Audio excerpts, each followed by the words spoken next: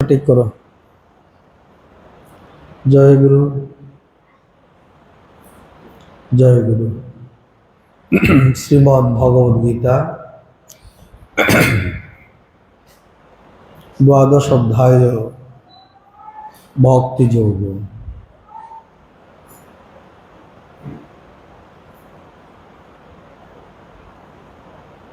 ভক্তি যোগ কি বা ভক্তি কাকে বলে আমরা অনেকেই জানি। তো ভক্তির সার হচ্ছে শরণাগতি। শরণাগতি সর্বশ্রেষ্ঠ ভক্তি, সর্বশাস্ত্রে কয়। আত্ম অনুসন্ধান পরম ভক্তি, যাতে মুক্তি লাভ হয়।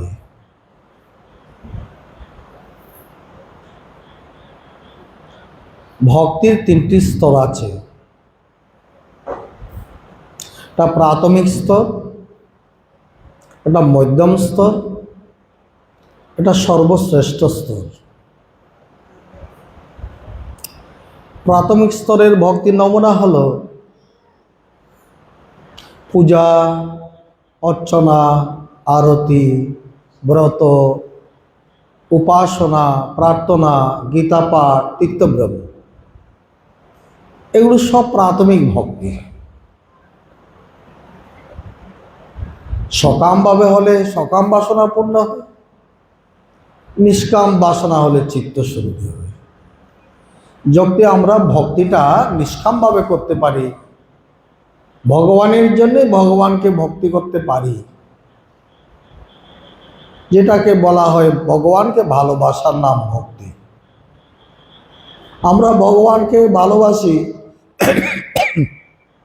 বিষয় লাভের জন্য, ওটা কিন্তু ভক্তি নয়, ওটা আসক্তি। ভগবানের উপাসনা করছে বটে, কিন্তু চাইছে কি বিষয়, ওটা ভক্তি হতেই পারে না, তা আসক্তি। ভগবানের জন্য বোঝে ভক্তি, ওটা হচ্ছে যথার্থ ভক্তি। তার শাস্ত্র বলছে সা কস্মৈ পরম প্রেম রূপা সা পরনরক্ত ঈশ্বরে। তাকে ভালোবেসে তার প্রতি যে অনুরাগ, সংসারে যেরূপ মানুষ বিষয়ের প্রতি আকর্ষণ অনুভব করে, কাম্য কাঞ্চনের আকর্ষণ অনুভব করে, সেরকম যদি ভগবানের প্রতি অনুরাগ হয় তবে সেটা ভক্তি। তাই সেজন্য বলা হচ্ছে ভগবানকে ভালোবাসার নাম ভক্তি, ভগবানের ভজন করার নাম ভক্তি, ভগবানের বিধিবিধান মেনে চলার নাম ভক্তি, সদা সত্য সৎসঙ্গ করার নাম ভক্তি, গুরু বাক্য নির্বাচনে পালন করার নাম ভক্তি। আর শরণাগতি সর্বশ্রেষ্ঠ ভক্তি। সর্বশাস্ত্রে কয় আত্ম অনুসন্ধান পরম ভক্তি, যাতে মুক্তি লাভ হয়। তো ভক্তি কথায় আজকে ভগবান বলেছেন বিভিন্নভাবে। প্রথম ভক্তির কথা লক্ষণ জানিয়েছে, দ্বিতীয় লক্ষণগুলো গীতার মধ্যে আছে। দ্বিতীয় প্রকারের ভক্তি হলো যে 20টি গুণ ভগবান ভক্তির সংজ্ঞায় আখ্যায়িত করেছেন।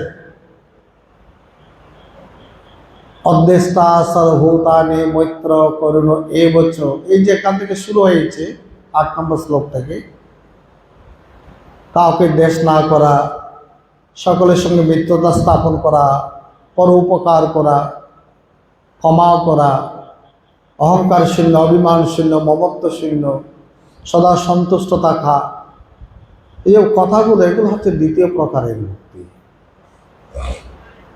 এতে কি হয়তো চিত্তশুদ্ধি হয়,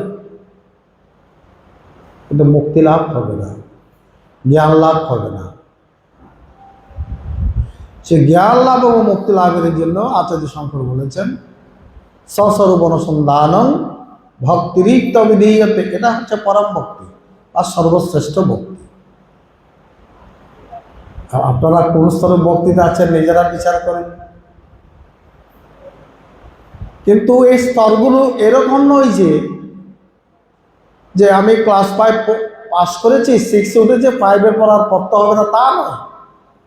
শেষ পর্যন্ত প্রথমার থেকে শেষ সব ভক্তি থাকতে হবে।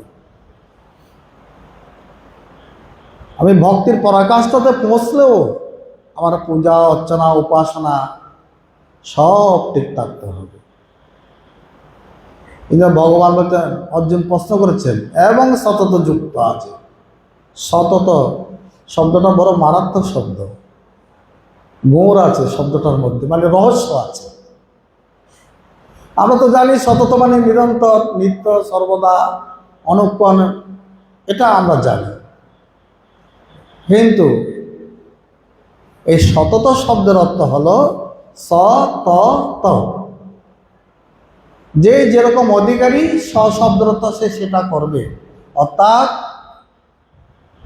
শব্দের অর্থ হলো স্বরূপে যার মন নিমগ্ন অথবা সাকারে যার মন নিমগ্ন। শব্দটা বুঝে নেন। যারা স্বরূপ বুঝেন বা স্বরূপের পর্যায়ে পৌঁছেছেন, স্বরূপ অনুসন্ধানের ভক্তি যারা করেন, তারা স্বরূপে মনকে কি করবে? নিবিষ্ট করবে। আর যারা অত দূরে পৌঁছাননি, কামনা বাসনা তাগিদে সংসারে আছে, ভক্তি করতে হয় করি, ঠাকুর আসন পূজা ব্রত করতে হয় করি, তারা কি করবে? যে ঠাকুরকে পছন্দ করে সে ঠাকুরের বিগ্রহে, সাকারে, ভগবানের সাকার বিগ্রহে মনকে নিবিষ্ট করে রাখবে। মানে তৎ অনুগত হয়ে আমি যদি শিবকে আমার সাকার উপাসনার মধ্যে রাখি, তো শিব ভজনের যে রীতিনীতি, সেই রীতিনীতি মেনে আমাকে ভজন করতে হবে, তাহলে তৎ অনুগত। আমি যদি কৃষ্ণ ভজন করি, কৃষ্ণ আমার সাকার বিগ্রহ, আমি কৃষ্ণ ভজনের যে বৈষ্ণবের রীতিনীতি, সে অনুগত হয়ে আমি কৃষ্ণ ভজন করব, এটা হলো তৎ অনুগত। আমি যদি কালী ভজন করি, ওই স্বার্থ সাধনার যে রীতিনীতি ওর অনুগত হয়ে করব, এটা হলো তৎ অনুগত। ঠিক আছে, অনুগত ভজন পেলাম, সাকার বিগ্রহ পেলাম, এত সমাপ্ত হলো না। অনুগত ভজনে তন্ময় হয়ে থাকা। মানে সাকারে বা স্বরূপে, তৎ অনুগত ভজন, অর্থাৎ যে গুরুর কাছ থেকে যেরকম সাধনার অনুসন্ধান পদ্ধতি পেয়েছেন, সাধন পদ্ধতি পেয়েছেন, এটা নাম তৎ অনুগত। আর তাতে নিবিষ্ট হয়ে থাকা। এভাবে যারা উপাসনা করে, অর্জুন জিজ্ঞাসা করেছেন,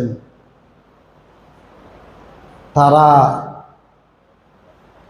বা তাদের মধ্যে সাকারে এবং স্বরূপে যারা উপাসনা করছেন, তাদের মধ্যে কে সর্বশ্রেষ্ঠ?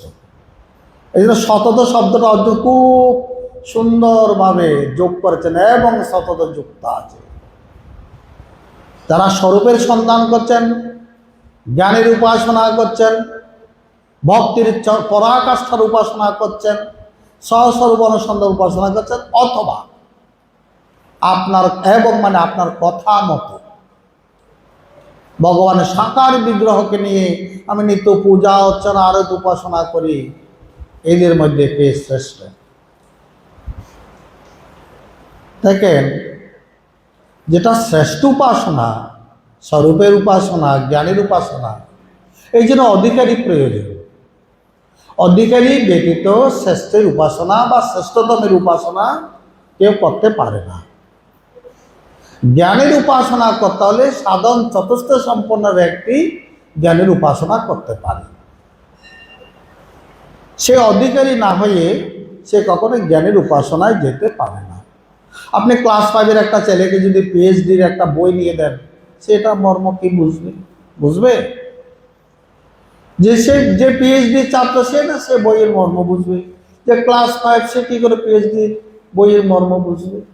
পিএইচডি পড়তে গেলে তাকে মাধ্যমিক লেভেল, উচ্চ মাধ্যমিক লেভেল, কলেজ লেভেল, ইউনিভার্সিটির লেভেল কমপ্লিট করে তাকে পিএইচডিতে যেতে হবে। তো সাকার এবং স্বরূপের উপাসনা পার্থক্য এরকম।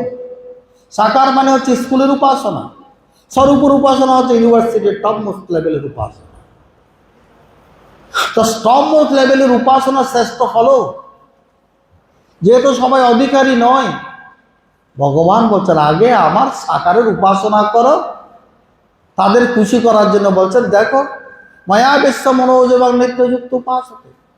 এই তুমি যে বললে সতত, সেভাবে সতত মানে তন্ময় আমার আবিষ্ট হয়ে মায়া বিশ্ব মনোজ মন, যার মন আমাকে এভাবে নিবিষ্টই উপাসনা করে,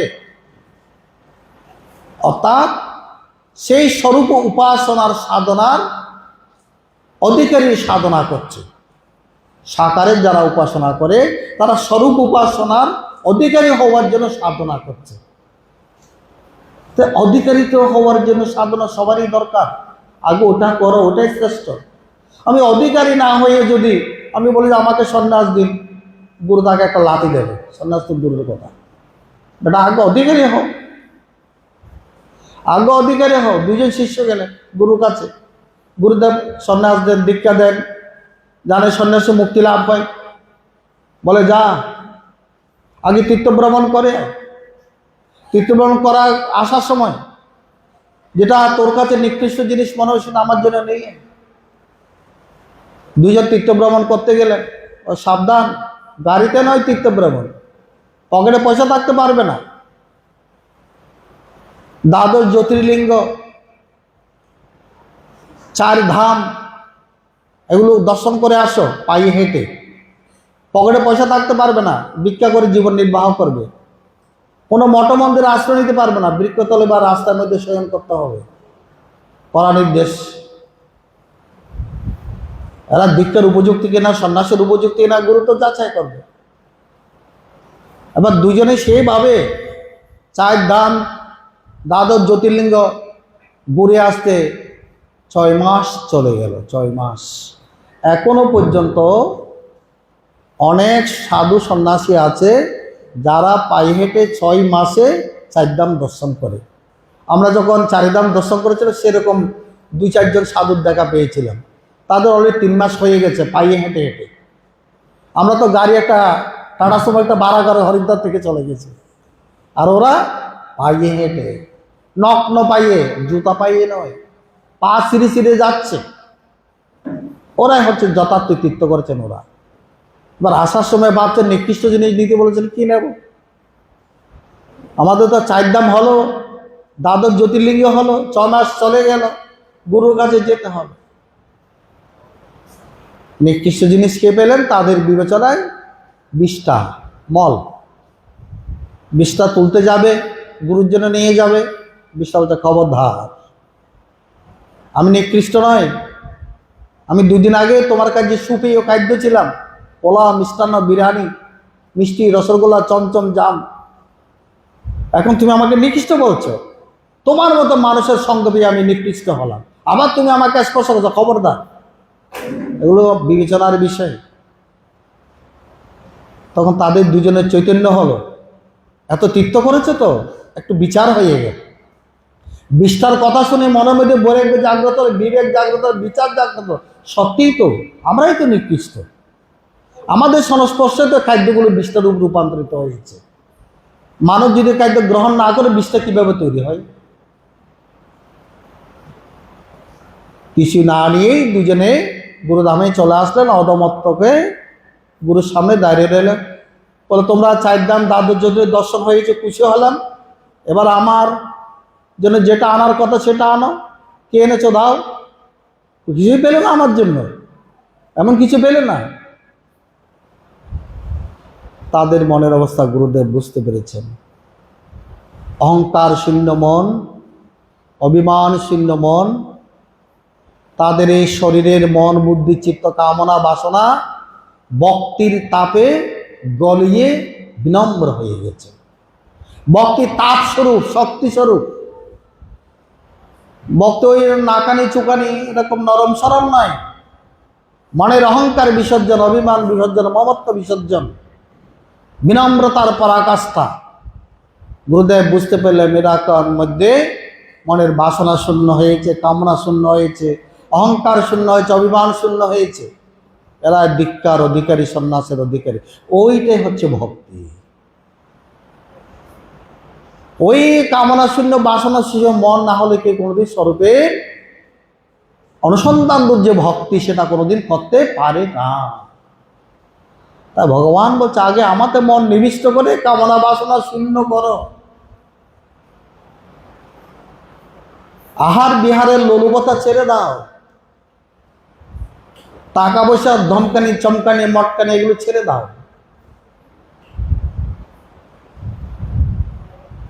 তবে তুমি ভক্তির স্বাদ পাবে, কেন? ভক্তি অমৃত স্বরূপাশ্চ, ভক্তি অমৃত স্বরূপ। ভক্তির মধ্যে অমৃত প্রাপ্ত না হলে বুঝতে হবে ভক্তির মধ্যে গলদ আছে। ভক্তি অমৃত স্বরূপ, অমৃত স্বরূপ। তাই ভগবান বলতে যেহেতু সর্বাণী কর্মাণি ময়ি সন্ন্যসমৎপরা অনন্য যোগেন মাং ধ্যন্তমাং উপাসতে তেষামহং সমুদ্রত্ব মৃত্যু সংসার সাগরাত। দেখো, ভক্তির জন্য ভগবানের প্রতিজ্ঞা। কি প্রতিজ্ঞা করলো? যারা এইভাবে আমাকে ভক্তি করে, যেহেতু সর্বাণী কর্মাণি ময়ি সন্ন্যসমৎপরা, যে সমস্ত কর্ম আমাকে অর্পণ করে আর অনন্যভাবে আমার ধ্যান করে উপাসনা করে, তাদের জন্য আমার প্রতিজ্ঞা তেষামহং সমুদ্রত্বা মৃত্যু সংসার সাগর, সেসব ভক্তকে আমি সংসার সাগর থেকে উদ্ধার করে থাকি। ভবামি না চিরাৎপতময়া আবিষ্কৃত চেতসাম, এরকম আমার আবিষ্ট মন যাদের হয়েছে। কি রকম প্রতিজ্ঞা ভগবানের? এই প্রতিজ্ঞা যারা ভগবান যে সত্যটা দিয়েছেন, তিনটি সত্য দিয়েছেন। অনন্য যোগে উপাসনা। অনন্য যোগ উপাসনাটা কি? আমি কারো নই, আমি শুধু ভগবানের। আমার মনের মধ্যে কোনো কামনা বাসনা লোভ লালসা এসব থাকতে পারবে না। সে থাকলে সে প্রথম স্তরের ভক্তি, প্রাথমিক স্তরে প্রাইমারি স্কুলের ভক্তি সাধনা করছে। এই নিয়ে যারা ভক্তি করে, খাবারের বাসনা নিয়ে, লোলুপতা নিয়ে, লালসা নিয়ে ভগবানকেও ডাকছে, ওটা হচ্ছে ওই মহাপ্রভু যেরকম বলেছিলেন না, একবার না ডাকাচ্ছে কাউ মাগুর মাছের জল তবু বলো হই বল, তা হচ্ছে না ডাকাচ্ছে ডাকা। যারা এখনো মাছ মাংস ভগবানকে ডাকছেন তাদের ডাকাটা হচ্ছে ওইটাই, কাউ মাগুর মাছের জল তবু বলে একটু হরি বল। এইটুকুই হচ্ছে আপনাদের হরি বল, তার বেশি কিছু হবে না। কারণ মনকে কামনা শূন্য করলে সেখানে আর এগুলো লোলুপতা আসে কোত্থেকে? আসে অনন্য যোগ উপাসনা। নয় অন্য, আমি কারো নয়, না আমি কামনা বাসনা, না আমি বিষয়ে, না আমি ইন্দ্রিয়, আমি স্ত্রী পুত্রে, না আমি আত্মীয় স্বজন, আমি টাকা পয়সা, না আমি মান যশ খ্যাতি, আমি কারো নয়, ন অন্য অনন্য, আমি কেবল তোমার। আমি কেবল তোমাকে চাই, তুমি কেবল আমার হৃদয়ে থাকবে, আমার হৃদয়ে তোমার স্থান ছাড়া কারো জায়গা নেই। ভক্তই যথার্থ ভক্ত ভগবানকে হৃদয়ে স্থান দেয়, কোনো কামনা বাসনাকে স্থান দেয় না। অনন্য যোগের, এটা হচ্ছে অনন্য যোগ। আমরা অনেক প্রকার যোগের কথা শুনেছি, গীতার মধ্যে 18 প্রকার যোগের কথা শুনেছি। কৌশলে ভগবান দিয়েছেন অনন্য যোগ। অনন্য যোগ এন মান ধ্যান্ত উপাসতে, সেই তো অনন্যভাবে উপাসনা করতে পারে যার মনে কোনো কামনা বাসনা নাই। পারবে? কামনা বাসনা নিয়ে অনন্যভাবে উপাসনা হবে? ওই বাসনাগুলোতে আমাকে ওই পিঁপড়া পিঁচুর দিকে কামড় দিচ্ছে মতো কামড় দেবে, মাথার ভিতর মনের ভিতর। জব করতে বসলে আর জব আসবে না, তার কথাই চিন্তা হবে। সংসারে যাকে প্রিয়জন মনে করেছে তার কথাই চিন্তা হবে, সে কেমন আছে। মা বাবার প্রিয় সন্তান ছেলে, ছেলে যে বিদেশ থেকে মা বাবাকে কি ধ্যানে বসবে? ছেলে খেয়েছে কি না খেয়েছে, ডেলি 10 বার ফোন, বাবা কি খেয়েছিস, কি করছিস, শরীর ঠিক আছে তো, ডাক্তার দেখাচ্ছিস তো। এই নিয়ে তো আমাদের দিন যাচ্ছে, তাকে ভক্তি বলে। এই ভক্তি প্রাথমিক স্তরের ভক্তি, প্রাইমারি লেভেলের ভক্তি। একবার ভক্তি না বললে আপনারা আবার হতাশ হয়ে যাবেন। সেটা প্রাথমিক স্তরের ভক্তি, ক্লাস 5 পর্যন্ত যে ক্লাস স্কুল, ওই স্কুলের ভক্তি, না মাধ্যমিক, না কলেজ, না ইউনিভার্সিটি। ওখানেই আমরা আটকে আছি। প্রতিদিন গীতা পড়ছি, ভক্তিযোগ পড়ছি, কপালে তিলক মালা, আরো কি দেখানোর জন্য বাইরে মালাটা নিয়ে টপ টপ করছি, কত ভক্তি করছি, এই তীর্থে ওই তীর্থে গমন করছি, এখানে ওখানে যাচ্ছি, মনের শুদ্ধতা নেই, কামনা বাসনা শূন্যতা নেই।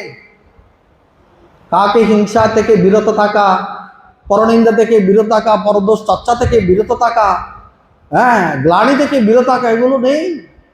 নিজের চরিত্রকে উন্নত করা, মনকে উন্নত করা, চিত্তকে উন্নত করার বাসনা সাধনা নেই।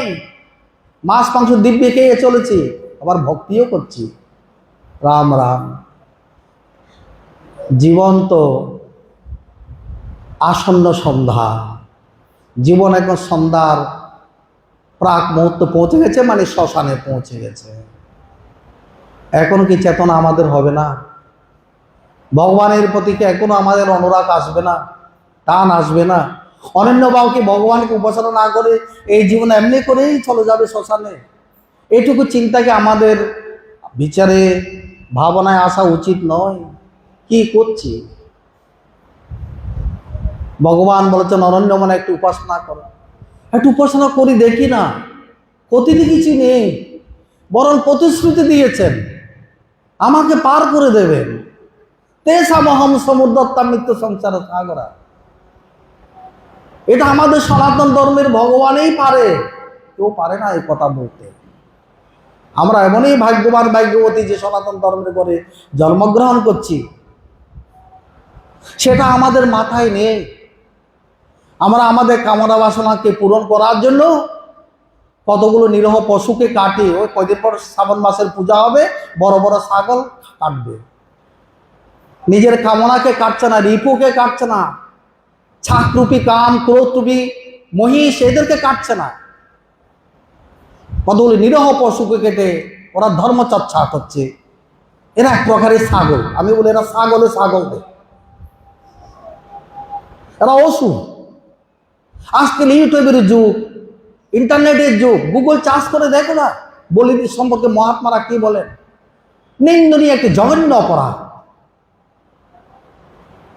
বলে অসুরের কাজ এটা। তা বলি কি দেবে না? বলি দেবে। মনের অহংকারকে বলি দাও, অভিমানকে বলি দাও, আমিত্বকে বলি দাও, তার প্রতীক স্বরূপ কুষ্মান্ডাহাদি বলি দাও, ইকুয়াদি বলি দাও। একটা নিরীহ পশু কি দোষ করেছে তাকে এনে তোমরা টেনে টুনে কেটে খেয়ে ফেলবে? মাকে তো আমরা জগৎ জননী বলি, তো ওই শাক শিশুর জননীকে মা নন? কোন মা তার ছেলে রক্ত পান করে খুশি হন? আমাদের বিচারের ভুল, ভাবনায় ভুল। প্রাচীনকালে বৃদ্ধ অনুকরণ করেছিল বলে এখনো সে বৃদ্ধ অনুকরণ করছে। এগুলো ভক্তি নয়, এগুলো তামসিক, চরম তামসিকতা। মহাত্মা বলেন এগুলো চরম আসুরিকতা। অসুরের মনে থাকে কাম ক্রোধ লোভ, ছাগল মহিষের মতো। তাই তারা ছাগল নয়, আর কি হতে পারে? তারা মাংসের দিকে দৃষ্টি, অষ্টাবক্র মুনি বলছেন তারা অসায়। চামড়ার দিকে দৃষ্টি, তারা চামার। তাই যারা এই শ্রেণীর মানুষ ও মাংস আর চামড়ার দিক দিয়ে ওদেরকে বলি দিতে হচ্ছে, তারা কষায় আর চামার ছাড়া আর কি? ওরা এক প্রকারের অসুর। পর জন্মে ওরা হবে ছাগল, আর ছাগল হবে মানুষ। মহাত্মারা মাংসটার ব্যাখ্যা করে, মাংস যে মাংস ভক্ষণ করে সে পরজন্মে মাংস হবে, আমার পরজন্মে সে আমাকে ভক্ষণ করবে। আমাকে তিনি। আজকে মাংস ভক্ষণ করছি, পরের জন্মে আমি হব মাংস, আর তিনি হবেন ভোক্তা। আমি হব ছাগল, গরু, মহিষ, আমাকে বলি দিয়ে ভক্ষণ করবে। এই রহস্যটুকু আমাদের সনাতন ধর্মের মস্তিষ্ক প্রসূত আধুনিক যুগের মানুষের মাথায় ঢোকে না। সে প্রাচীন বিদ্যা অনুকরণের মতো ছাগল কাটার প্রথা এখনো রাখি নিয়েছে। দুর্ভাগ্যের বিষয় যারা এসব করে, যে হাতে ভগবানকে প্রণাম করে সে হাতে আবার, যে হাতে চরণামৃত পান করে সে হাতে আবার ছাগল বলি দিয়ে মাংস ভক্ষণ করে। এরপর দুর্ভাগ্য কি আছে? অথচ আমাদের ভগবান বলছেন ভক্তি অমৃত স্বরূপা, ভগবানের ভক্তি করো, মা মনসে ভক্তি করো, দুধ কলা দিয়ে পূজা করো, ষোড়শ উপচারে পূজা করো, মাকে প্রসন্ন করো। মা নাক মাথা, তিনি কৃপা করবেন। কিন্তু আমরা তা করি না। আর আমাদের মনের প্রবৃত্তি অনুসারে আমাদের পূজাকে আমরা সাজিয়ে ফেলেছি। আমাদের প্রবৃত্তি যেমন, পূজাটাও সাজাচ্ছি তেমন। কিন্তু শাস্ত্র তো পূজা মনের প্রবৃত্তি অনুসারে হয়নি। বরং মনের প্রবৃত্তিকে বিনাশ করার জন্য পূজার আয়োজন। পূজা মানে পবিত্র হওয়ার জন্য, পূজা মানে ভগবানের সঙ্গে সুসম্পর্ক স্থাপনের জন্য। পূজা এক প্রকার ভক্তি। ওই ভক্তি দ্বারা ভগবানের সঙ্গে আমাদের সংযোগ স্থাপন হয়, ভগবানের কৃপা হয়, পরমাত্মার কৃপা হয়, জ্ঞান লাভ হয়, বিবেক লাভ হয়, বৈরাগ্য লাভ হয়, বুদ্ধি লাভ হয়, জ্ঞান লাভ হয়, মুক্তি লাভ হয়। নিঃশংস হত্যার দ্বারা নয়। আজকের ভগবানের অধ্যেষ্টা সর্বভূতানা। কাউকে তুমি দেশ করো না, তো ছাগল যা কাটছে তার প্রতি আমার দেশ হলো না, নাকি ভক্তি হলো? হলো ভক্তি, তামসিক ভক্তি। প্রকৃত ভক্তের লক্ষণ তো এটাই থাকবে, আমি কাউকে দেশ করবো না। কাটা তো দূরের কথা, কাউকে হিংসা পর্যন্ত করতে পারবো না। কেননা সকলের মধ্যে এক পরমাত্মা বিরাজ করছেন। মহাত্মা তুলসীদাস বলছেন, নিজ প্রভুময় দেখই জগৎ কে হিসন করে হে বীর। নিজ প্রভুময় দেখি জগৎ, জগতের সকলের মধ্যে তুমি দেখো তোমার প্রভু বসে আছে। নিজ প্রভুময় দেখি জগৎ কে হিসন করে হে বীর। কার সঙ্গে তুমি বিরোধ করবে? তো মানুষ, পশু, পক্ষী, কীটপতঙ্গ সকলের মধ্যেই তার পরমাত্মা বিরাজ করছেন। কাকে আমি বক্ষণ করতে পারবো? কাকে আমি কাটতে পারবো? অধ্যেষ্টা, এই গুণটাই তো আমাদের এখন অর্জন হয়নি। সেই গুণ অর্জন করার নাম দ্বিতীয় স্তরের ভক্তি। এখনো এই 20টি ভক্তির লক্ষণ, কাউকে হিংসা না করা, নিজস্ব সঙ্গে মিত্রতা স্থাপন করা, পরকে করুণা করা, ক্ষমাশীল হওয়া, মমত্ব শূন্য হওয়া, অহংকার শূন্য হওয়া, অভিমান শূন্য হওয়া, এগুলো মত ভক্তের দ্বিতীয় স্তরের লক্ষণ। একজন ভক্ত হতে হলে তার এই গুণগুলো থাকা চায়। একজন ধার্মিক হতে হলে তার এই গুণগুলো থাকা চায়। এই গুণ না থাকলে তাকে না ভক্ত বলবে, না ধার্মিক বলবে। ধার্মিককেই তো ভগবান রক্ষা করেন। ধর্ম রক্ষিতম ধার্মিকম।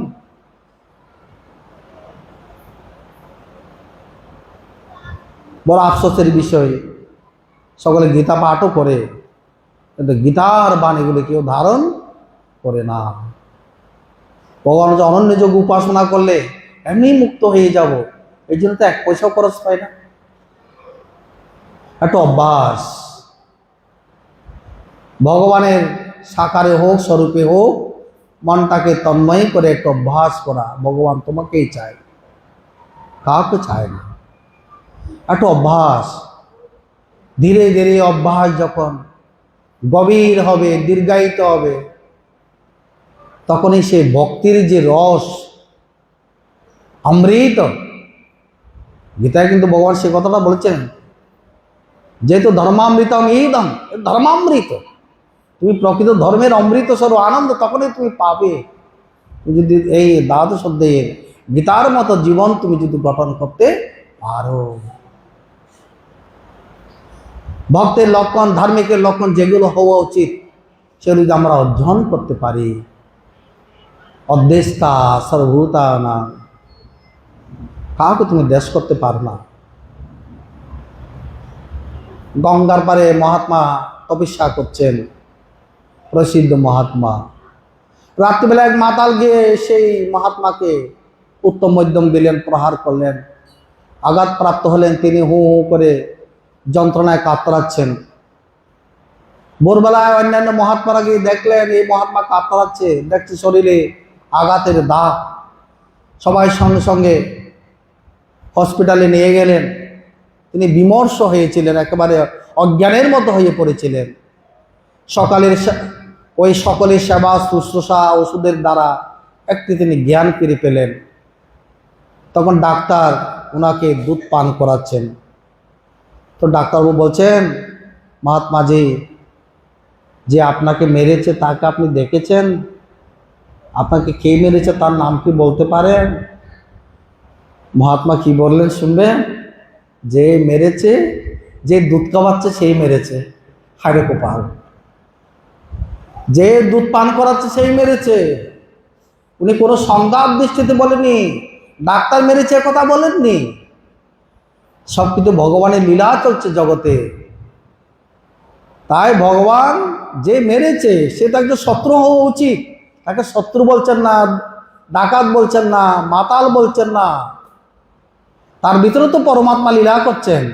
পরমাত্মা ওর মাধ্যমে আমাকে আমাকে প্রহার করেছেন আর আপনার মাধ্যমে আমাকে দুধ পান করাচ্ছেন, তাই বলছেন যে দুধ পান করাচ্ছে সেই মেরেছে। এটা হলো অবদেষ্টা ভক্তের লক্ষণ। একজন অবদেষ্টা অর্থাৎ কাউকে হিংসা করে না ভক্তের লক্ষণ কিরকম হয়? তিনি কি দেখেন? সর্বত্র ভগবানের লীলা দেখেন, সর্বত্র ভগবানের প্রকাশ দেখেন। সর্বত্র ভগবানের প্রকাশ দেখা, লীলা দেখা, এটাই হচ্ছে ভক্তি। এটাও ভক্তি, এটা সহজ নয়। এটা যার অবদেষ্টা গুণ অর্জন হয়েছে সেটা তার পক্ষেই সম্ভব। তা যারা অবদেষ্টা সম্পন্ন ভক্ত তারা পরস্পরকে কি মনে করেন? মিত্র,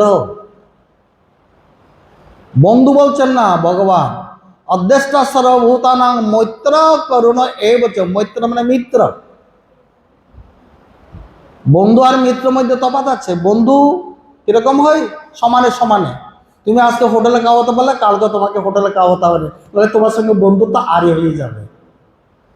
আর মিত্র মানে শুধু দিতেই থাকে, পাওয়ার আশা করে না। মিত্র শুধু তার মিত্রকে কি তার যা আছে তার কাছে অর্থ বলো, বিদ্যা বলো, জ্ঞান বলো, ভক্ত দিতেই থাকে। তিনি সুরী। তা বলছে সকল তুমি মিত্রবোধ দেখবে, সকলকে শুধু দেবে, কারো কাছ থেকে তুমি আশা করবে না। যদি কিছু নিতে চাও তবে জ্ঞান নাও, যদি কিছু দিতে চাও দান দাও, দেবে। করুণ, তোমাদের করুণা ভাব থাকবে। সকলে দুঃখ দেখে আবার তার দুঃখ মোচন করতে যেও না, তার দুঃখ মোচন করবে ভগবানের কাছে প্রার্থনা করতে করতে। সাধুর কিন্তু করুণা ভাব থাকা উচিত নয়, মানে জাগতিক করুণা ভাব থাকা উচিত নয়। কিরকম বলেন? যেমন আপনি রাস্তা দিয়ে যাচ্ছেন, একটা মানুষ পড়ে গেছে, তাকে তুলে আপনি হসপিটাল নিয়ে গেলেন।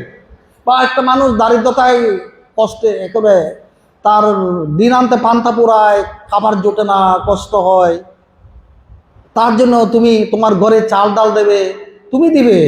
সাধু সে করুণা দেখাবে না। সাধু করুণা দেখাবে কিরকম জানেন?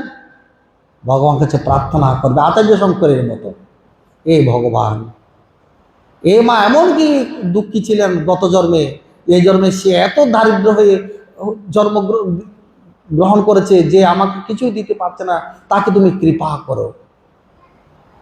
সংসারে পুরুষ কেন দুঃখ পায়, নারী কেন দুঃখ পায়, সাধু কেন দুঃখ পায়, চার্ট আছে, সেখানে লেখা আছে সাধু দুঃখ পায় করুণার দ্বারা। খেয়াল করো, কিন্তু এ করুণা ভক্তরা রাখবে, সাধুরা রাখবে না। সাধুরা রাখবে করুণা ভগবানের কাছে প্রার্থনা পর্যন্ত, সরাসরি নয়, তাহলে কেন আসক্ত হয়ে যাবে। ওরা লেখা আছে পুরুষ কেন দুঃখ থাকে, বলে তার কামনা বাসনা প্রবল। নারী কেন দুঃখ থাকে, বলে তার শরীর কোমল। বলে সাধু কেন দুঃখ পায়, তা বলে তার করুণা ভাব আছে। তাই এই করুণার নামে কি হয়ে যায়? আসক্ত হয়ে যায়, তাহলে সে দুঃখ পায়। তো সাধুর করুণা থাকবে ভগবান কাছে প্রার্থনা পর্যন্ত, সরাসরি সংযোগ নয়। আমি কথাগুলো প্রয়োজনে বলেছি, অপ্রয়োজনে নয়। সাধুদের মনে রাখার জন্য কথাগুলো বলছি, যারা করুণা শব্দের অর্থ বুঝে না। তো এখানে বলছে করুণ, কারণ এগুলো সাধুর লক্ষণ। তো করুণ মানে সাধুরাই তো বেশিরভাগ ভক্তির সাধনা করে।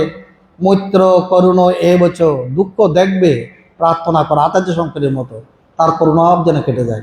সরাসরি তোমার ঘরে চাল ডাল নিয়ে আবার দিতে যেও না, এখানে কি হবে? আসক্ত হয়ে যাবে। নির্মম নিরহংকার, মমত্ব শূন্য হয়ে থাকো। ঘর বাড়ি টাকা পয়সা আমার মনে না করে ভগবানের মনে করে, এর মনে নির্মম। নিরহংকার, অহংকার শূন্য হয়ে থাকো। ব্যাংক জানে না তার চেয়ে বড় জগৎ আর কেউ আছে কিনা। সে নিজেকে মনে করে অনেক বড়, তার কুয়া সে একদিকের থেকে ওদিকে লাফ দেয়, কখনো কোনো ডাঙ্গায় উঠে একটু এদিক সেদিক পোকামাকড় খায়। সেদিক দিয়ে এক হাতি যাচ্ছে, হাতিকে দেখে অবাক, আমার চেয়ে বড় প্রাণী আছে, তাকে লাঠি দেখালো। আচ্ছা বলেন তো, ব্যাংক যদি হাতিকে লাঠি দেখায় তা কেমন হয়? আমরা নিজেরা দনে মানে জ্ঞানে মনে করছি অনেক বড়, অন্যকে পাত্তা দিই না, মর্যাদা দিই না, ভালোবাসা দিই না, স্নেহ দিই না, শ্রদ্ধা করি না। কিন্তু আমাদের চেয়ে বড়জন আছে, এটা আমরা যদি মনে না করি, আমাদের অহংকার পেয়ে বসে গেছে ব্যাঙের মতো। ব্যাঙ যেমন নিজেকে অনেক বড় মনে করে, তাছে হাতিকে লাথি দেখায়, হাতি তাতে কি এসে যায়। আমরাও যদি এরকম সংসারে মনে করি আমার মতো বড় ভক্ত নেই, আমার মতো বড় দাতা নেই, আমার মতো আশ্রমে একটা আসন থাকবে, আলাদা একটা স্থান থাকবে, আলাদা একটা চৌকি থাকবে আমার বিভিন্ন সময় অসময়ে থাকার জন্য, এরকম একটা যদি ভাব আমাদের ভিতর আসে, এটা অহংকার। মন থেকে সরিয়ে দিন। অহংকার আপনাকে গ্রাস করবে। ভালো থাকার জন্য, ভালো খাওয়ার জন্য আশ্রম বাস নয়। আশ্রমের ছত্রছায়ার মধ্যে যে কোনো এক কোণে পড়ে থাকাটাই হচ্ছে ভক্তির লক্ষ্য। ভালো খানা, ভালো বিছানা, ভালো পায়খানা পাবো তার জন্য এখানে নয়। ভক্তের লক্ষণ নয় এগুলো। এগুলো সমাজের ভদ্রলোকের লক্ষণ হতে পারে, সামাজিক ব্যক্তিত্ব সম্পন্ন অহংকারী ব্যক্তির লক্ষণ হতে পারে, ভক্তের লক্ষণ নয়। তাহলে নিরহংকার শব্দের অর্থ কি হয়ে দাঁড়াবে? এইভাবে ভগবান 20টি লক্ষণ জানিয়েছেন আমাদের, পড়বেন, ভালো করে বুঝবেন, সেভাবে নিজের জীবন তৈরি করবেন। এটা দ্বিতীয় স্তরের ভক্তি। আর চূড়ান্ত স্তরের ভক্তি হলো স্বস্বরূপ অনুসন্ধানম ভক্তিরিত্যবিধীয়তে মোক্ষ কারণ সামগ্রং ভক্তির এব করিয়াছি। বাকি সাধারণ শঙ্কর এই যুগে এসেছিলেন বলে আমরা ভক্তির চরম রূপটা দেখতে পাচ্ছি, নাহলে আমরাও দেখতে পেতাম না। তিনি জানিয়েছেন বিবেক চূড়ামণিতে মুক্তির একমাত্র কারণ ভক্তি, অহেতুকী ভক্তি। অনন্য যোগে যে ভক্তির কথা ভগবান আজকে বলেছেন 6 নম্বর শ্লোকে, পরে দেখবেন সেটা। অনন্য যোগে যে আমার উপাসনা করেন, এটাই হচ্ছে ভক্তি, শরণাগতি। ওই ভক্তির দ্বারা জ্ঞান লাভ, ভক্তি লাভ, মুক্তি লাভ হয়। তা হচ্ছে শরণাগতি সর্বশ্রেষ্ঠ ভক্তি। সর্বশাস্ত্রে কয় আত্মানুসন্ধান পরম ভক্তি, যাতে মুক্তি লাভ হয়। ওম তস্য জয়।